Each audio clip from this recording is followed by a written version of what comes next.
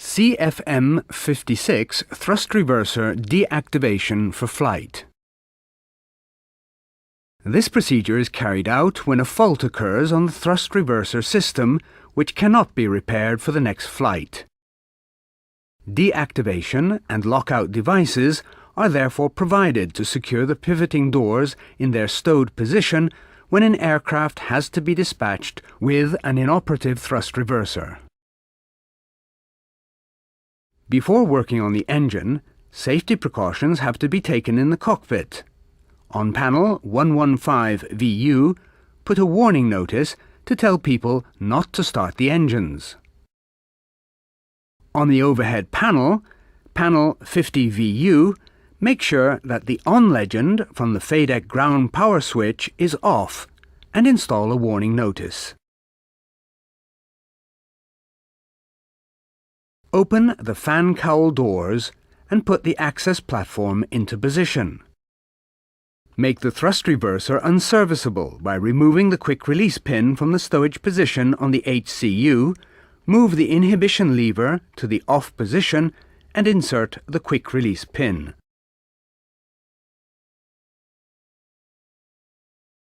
Do an operational test of the thrust reverser system with the CFDS in accordance to the Aircraft Maintenance Manual.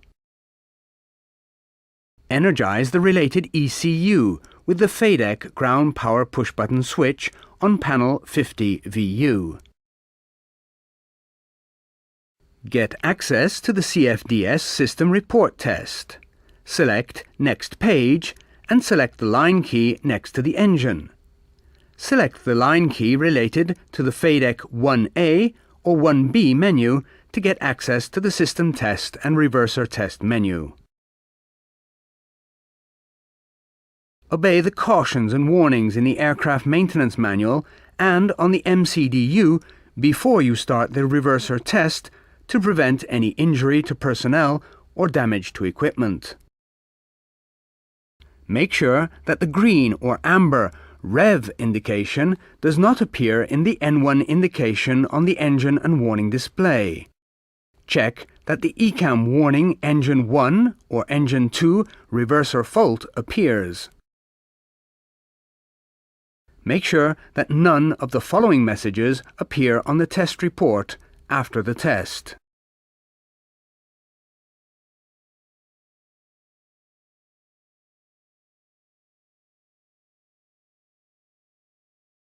Remove the screw that attaches the lockout fairing to the pivoting blocker door.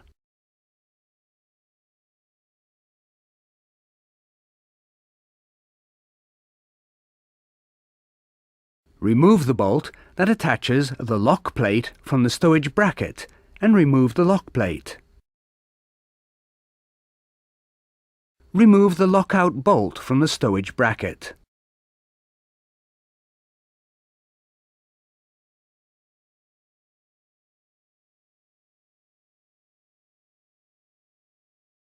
Install the lockout bolt on the pivoting blocker door and torque it correctly in accordance to the values in the Aircraft Maintenance Manual.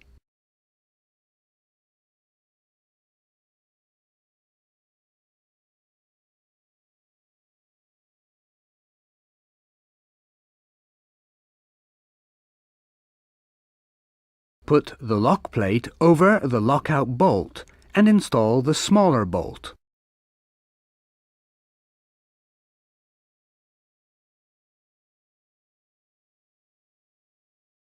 Torque it correctly in accordance to the values in the Aircraft Maintenance Manual.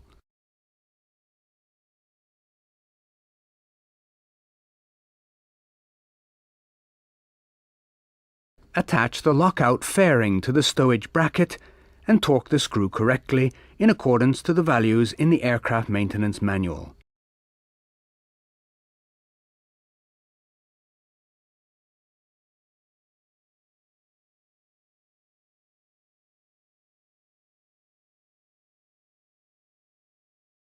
Repeat this procedure with all the pivoting blocker doors on the related engine. Make sure that the working area is clean and clear of tools. Remove the access platform and close the fan cowl doors. Remove the warning notices in the cockpit. Do a FADEC ground test, engine non-motoring. Make sure that the following fault messages are not shown.